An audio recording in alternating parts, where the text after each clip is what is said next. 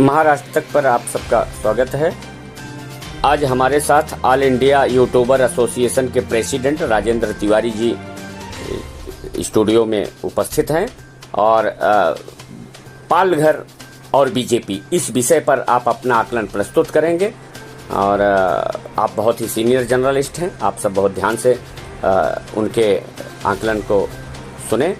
उसके पहले महाराष्ट्र तक के प्रमुख संपादक श्री तेजेंद्र सिंह जी की यहाँ के उम्मीदवारों पर ये रिपोर्ट आप सुने। उसके बाद मुख्यतः इस समय चुनाव मैदान में जो व्यक्ति प्रमुख दावेदार के तौर पर दिखाई दे रहे हैं, उनमें से एक है महायुति के उम्मीदवार हेमंत सावरा जी, जो भारतीय जनता पार्टी से चुनाव मैदान में है। उसके बाद है यूपीटी शिवसेना उद्धव ठाकरे ग्रुप से श्रीमती भारती कामड़ी जी। ये महाविकास अघाड़ी इंडिया गठबंधन की तरफ से इलेक्शन लड़ रही है, मैदान में है। इसके बाद तीसरे व्यक्ति आते हैं राजेश पाटिल, सीटी वाली पार्टी।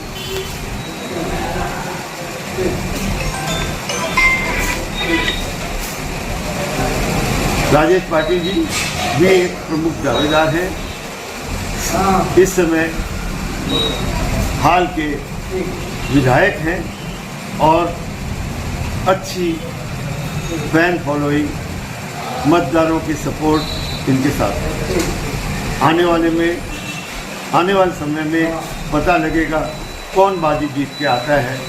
मुकाबला जब से केजरीवाल जी छूट के आए हैं, पालघर लोकसभा में भी दिलचस्प हो गया। नमस्कार। अब महाराष्ट्र तक चैनल के सभी दर्शकों को मेरा प्यार भरा नमस्कार। आपने अभी महाराष्ट्र तक चैनल के प्रमुख संपादक तेजेंद्र सिंह को सुना। आपने सिलसिलेवार यहाँ पर जो भी कैंडिडेट हैं उनके बारे में उन्होंने बताया। मैंने यहाँ पे हमारे साथ एसोसिएशन से जुड़े हुए ग्राउंड लेवल पर काम करने वाले तमाम पत्रकारों से, चैनल चीफ एडिटर से मेरी विस्तृत चर्चा हुई है। उसके बाद जो आकलन मैंने किया है, जैसे बहुत ही अच्छा सर्वे भी कर लेते हैं, पत्रकार है, यस9 के बहुत ही समझदार चीफ एडिटर मैं उनको मानता हूं, हरकेश जायसवाल जी है। उन्होंने कहा कि यहाँ की जनता जो है वो शिक्षा और स्वास्थ्य को इस बार प्राथमिकता देती है और इसलिए ऐसे लगता है कि यहाँ के जो भाजपा कैंडिडेट हैं डॉक्टर हेमंत बिश्नू सावरा जी, उनको लोग अधिक पसंद कर रहे हैं, क्योंकि उन्होंने कहा कि लोगों को शिक्षा जो है उस पर खास फोकस लोगों का भी है। आदमी कम खाएगा, बच्चों को शिक्षा देगा। उनको उम्मीद है कि स्वास्थ्य संबंधी समस्याएं जो है वो सुधरेंगी और शिक्षा के लिए जो कुछ भी हो सकता होगा, ये संभावना जो है बीजेपी राज्य में ही बीजेपी का शासन होगा और यहाँ से बीजेपी का सांसद होगा, तो उनको संभावनाएं ज़्यादा लगती हैं। दूसरे हमारे ग्रुप चीफ एडिटर हैं, बहुत ही वरिष्ठ है और भारतवर्ष टाइम्स के आप जो है ग्रुप चीफ हैं। आपने यहाँ काफ़ी दौरा किया पूरे ज़िले में, तो आपने जो हमको बताया, आपने कहा कि यहाँ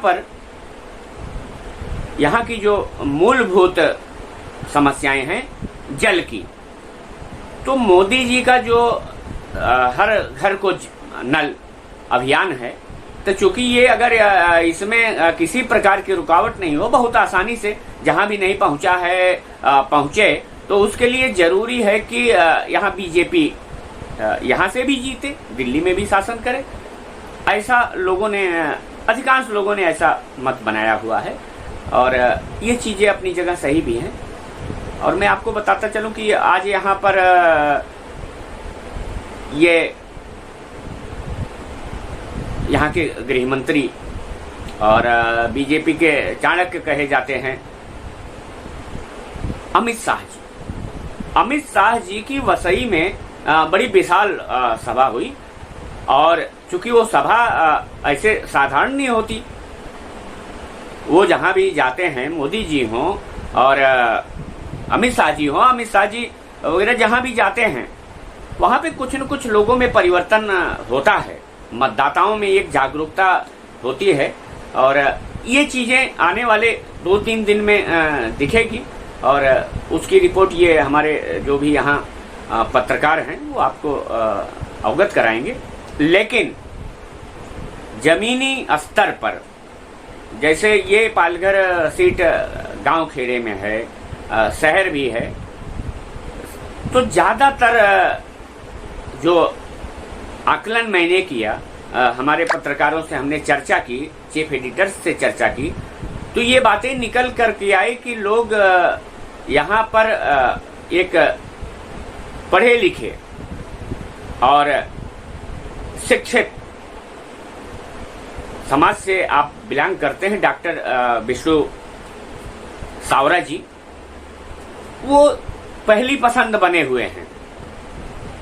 और ठीक है, चुनाव में जो भी होगा, क्योंकि परिवर्तन होते रहता है, आप कह नहीं सकते, लेकिन तत्काल स्थिति जो है विष्णु सावरा जी की बढ़त बनी हुई है, ऐसा हमारे लोगों का कहना है। जो लोगों से मिल रहे हैं, तमाम लोगों से मिले, चाय पर चर्चाएं की, मार्केट में चर्चाएं की, जगह जगह पत्रकारों ने जो है लोगों से चर्चा की, उसका जो विश्लेषण किया, उसका जो रिजल्ट आया, वो रिजल्ट ये आ रहा है कि यहाँ से भाजपा के उम्मीदवार विष्णु सावरा जी की पोजीशन काफी अच्छी है।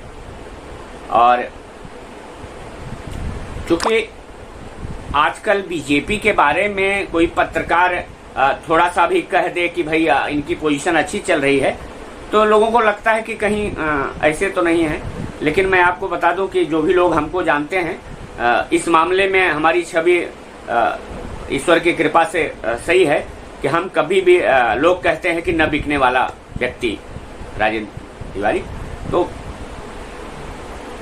यहाँ जो सही रिपोर्ट है, जो हमको सही सटीक जानकारी मिली है, मैं वो कह रहा हूँ। ऐसा नहीं है कि चुनाव है रातों रात बदल जाता है, और लेकिन जो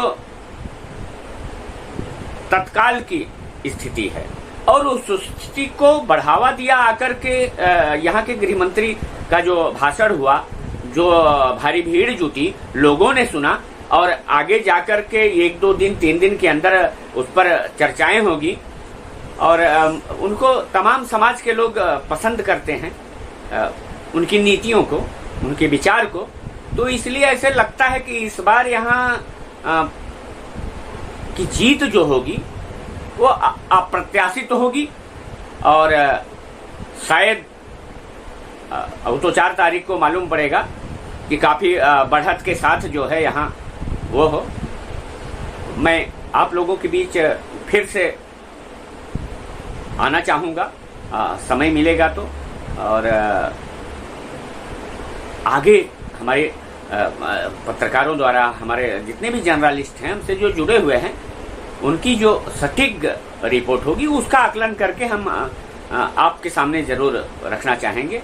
और भी पार्टियों के जो उम्मीदवार हैं उनके लिए उनका भी आकलन जो है आने वाले अगले समय में चैनल द्वारा किया जाएगा। और जो भी लोग इसको सुन रहे हैं, और इस चैनल बहुत ही अच्छा काम कर रहा है, मैं बहुत बहुत शुभकामनाएं देता हूं तेजिंदर सिंह जी को और महाराष्ट्र तक चैनल को, कि ये जो है आप लोग सब्सक्राइब करें और इनके जो भी न्यूज़ है उसको देखें, लाइक करें। और मेरी बहुत बहुत सद्भावना है कि इसी तरीके से ये काम करते रहें। हम सब फिर मिलेंगे, तब तक के लिए नमस्कार।